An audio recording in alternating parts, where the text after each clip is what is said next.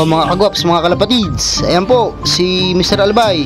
Mga Kagwaps TV, halina kayo, malulupet na kalapati ay silipin ninyo. Yon, magandang araw sa inyo mga kagwaps. Welcome back dito sa Gwaps TV Official. Hapon na naman mga tropa at isang araw na naman ang lumipas sa pag-aabang natin dito kay Mr. Albay. Bali ngayong araw mga kagwaps ay naging busy tayo. So pupunta tayo dun sa taas mamaya at sana ipanalangin natin na nandun na at dumating na si Mr. Albay. Oo mga kagwaps, tama yung narinig nyo. Muli naming pinawalan si Mr. Albay doon po sa nakahuli mga tropa. At titingnan namin kung uuwi pa rito sa atin. So kapag hindi na po umuwi rito, mapupunta na po sa kanya yung ibon. Kaya tingnan natin mga tropa kasi susubukan talaga namin na pauwiin dito si Mr. Albay. Malay natin, di ba, maihabol pa at maikarga pa sa Tacloban. Namisa na mga kagwaps itong itlog ng sablon natin sa yung kapatid ni Pakito. Kaya meron na naman tayong sisingsingan at meron na namang madadagdag sa mga panglaro natin ng norte. Mukhang malapit na rin magbuga ng itlog itong Reggie Cruz natin saka itong isang kapatid pa ni Pakito na Blue Bar mga tropa. Grabe, daming naghihintay sa pag-uwi ni Mr. Albay dito sa lugar natin mga kagwaps. Marami nang nakakakilala sa kanya at marami nang uma-idol sa ibon na yon. Kaso nga lang, ayaw pa tayong uwian dito mga tropa. Paano kaya gagawin natin? Nga pala mga kagwaps, ito palang ibon natin na to, ito yung ipinagmamalaki nating ibon dito na galing po kay Sir Ben Chison, kay Idol Longhair TV. Base pala mga kagwaps sa pagkakatanong ko sa kanya, nung nakaraan nag-uusap kami, ito pala mga tropa ay kadugo mismo ng naglak niya ng Maasin Leyte. Kaya swerte tayo mga tropa kasi na-acquired natin sa kanya to. Ayan, sa mga hindi pa nakasuporta kay Idol Longhair, kay Idol Ben Chison, sumuporta na kayo at napakaganda ng ibon ng mga tropa. Baka meron kayo mapili sa kanya, pwede kayo magdagdag ng materyales. Shoutout nga pala sa iyo Idol Ben Chison, Idol Longhair TV. Ito, nang itlog na ibon, di ba nung nakaraan usapan natin. Ngayon, nag-itlog na sila. So hindi ko lang alam kung magpe-fertile to, pero etong kaparish niya, ito yung nag-overall champion natin. Tapos ibinangga ko dito sa ibon na galing sa iyo Idol. So tingnan natin kung maganda yung kalalabasan ng magiging inakay nila. O mga kagwaps, mga kalapatids, ayan po si Mr. Albay. Akala nyo si Mr. Albay talaga, no, mga tropa. Yan po yung tatay ni Mr. Albay mga kagwaps at pinarisan ko na po ng Morris Gordon. So pinagtabi ko na po sila. Ito po, galing po ito sa Brothers Combined Lop. Shoutout sa inyo kay Utol Mark at kay Utol Gerson. So shoutout sa inyo. Ito, gagamitin ko yung Morris Gordon. Ipapartner ko dito sa tatay ni Mr. Albay. Trending na trending ngayon si Mr. Albay mga kagwaps, lalong lalo na sa Facebook page ko. Sobrang daming nag-aabang sa kanya. Palagay ko, love na ng mga viewers natin si Mr. Albay. Kaya pagka umuwi rito yon, sigurado maraming matutuwa mga tropa. Yung bloodline ng tatay ni Albay na to mga kagwaps, Colson na Puyo po. Tapos yung nanay niya po is 515. Kasi yung nanay niya, na-deads na sa atin mga tropa. So ngayon, pinarisan ko ng Morris Gordon. Medyo matapang pa siya ngayon mga kagwaps kasi nga, kakalagay ko lang ng hen na to. So sana wag sugatan nitong Colson natin, itong bago niyang kapares mga kagwaps. Pero magpapamigay ako mga tropa ng magiging anak nila. Total, sobrang dami naman ng nag-aabang dito kay Mr. Albay. Magpapamigay po tayo ng isang inakay, solid bloodline po. So tandaan nyo na mga kagwaps, Colson po yun, nakakross po ng Morris Gordon, yung mapapanalunan po ng mga viewers natin. Mukhang nagugutom pa to mga tropa, si Terdy. Saka yung ating Vandenbroek, ayun o. Mukhang nanghihingi pa sila ng patoka. Magbibigay pa ako, magdadagdag pa ako ng patoka para mas maging healthy itong mga inakay nila. So yung kulay yata nung inakay mga kagwaps, parang parang light checkered. Ayan, parang light checkered mga kagwaps. So yun mga kagwaps, tara dun sa taas. Tingnan natin yung update doon. So kauwi nga lang natin galing sa church.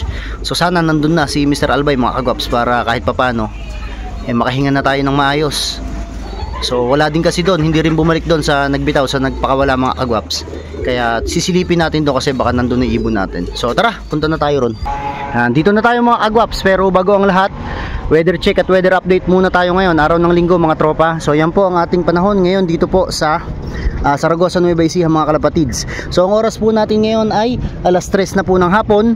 So ayan po, makikita nyo po na talagang sobrang dilim po rito. So simula po kahapon, ganyan na po ang panahon. So kahapon po ng umaga pinawalan yung kalapati natin na si Albay. So inabutan po siya ng ulan doon. And then ngayon ito mga kagwaps, kuwan pa din, madilim pa din. Aba, may kalapati mga tropa oh. Uy, sino yun mga kagwaps? Kala ko si Kwan na, kala ko si Albay na mga tropa. Ayun oh, dumapuron sa taas mga kagwaps. Ayun, sa taas ng court. Ay mga tropa, kala ko si Albay na pero hindi, walang paningit eh. Ayun oh.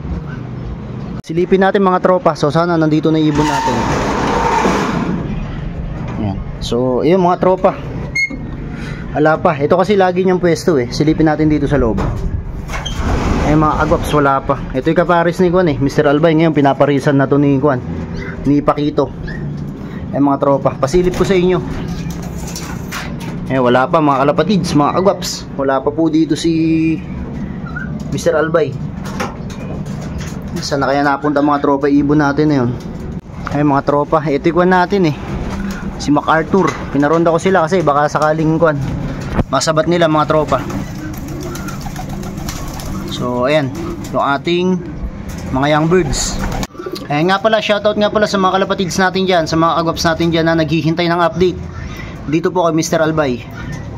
So maraming salamat sa inyo at pinalalakas nyo yung loob natin. Kung nakasuporta po kayo doon sa Facebook page ko, yun nga mga agwaps, makikita nyo puro na pinawalan yung ibon ng good puncher. And then ang nangyari mga agwaps, bumalik po sa kanya si Mr. Albay. So ang naging usapan namin mga kagwaps, i-recover niya ulit si Mr. Albay and then susubukan natin kung makakauwi pa siya. So pagka hindi na siya nakauwi talaga dito mga tropa, ang magmamayari na po nun, ayun na pong good puncher na taga Camarines Sur mga tropa. Pero syempre umaasa pa rin tayo na mapuli recover si Albay at bumalik yung kanyang self-confidence para nang sa ganon, liparin niya yung Camarines hanggang dito mga tropa, sa lugar natin dito sa Nueva Ecija. Ay mga tropa, yung natin, yung mabilis natin, no? May baliling pa rin. Ayan. So sa mga kalapatids natin dyan na nagkakal ng may mga baliling, parehas lang po tayo. So ang pinagkaiba lang natin, kaya ako to ni-recover itong ibon na to, kasi po tumagpus po ito ng norte, and then nung south po, siya po yung laging first dropper ko. Kaso nga lang, nagkaroon siya ng baliling. Ayan mga tropa. So yun pa pala si Pakito sa likod, nakakawala kasi nagparonda ako ngayon mga tropang kalapatids para ma-exercise din mga ibon natin dito.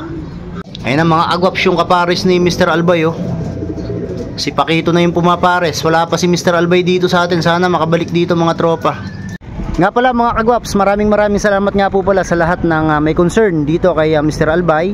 Lubos ko pong na-appreciate ang inyo pong pag-chat sa akin at pagtulong at pag-advise na subukan nating pauwiin si Mr. Albay. Pero gaya nga po ng sabi ko sa inyo, kung hindi man po makauwi si Mr. Albay mga tropa, ay ibibigay at idodonate na po natin yon sa kalapatids po natin na nakahuli po sa Camarines Sur. So yan mga kagwaps, maraming salamat po sa inyo at nawa sana sa huling pagkakataon na pawalan nitong si Mr. Albay ay sana po makauwi na po sa atin. So maraming salamat ulit mga kagwaps. Sa lahat ng hindi pa nakasubscribe, mag-subscribe na po kayo kay Kuya Gwaps TV Official. Sa lahat po ng hindi pa nakakapag-like, mag-iwan na po kayo ng like dyan. So dito ko na po tatapusin itong video na to. Muli, this is Kuya Ray and you are watching Gwaps TV. Peace out.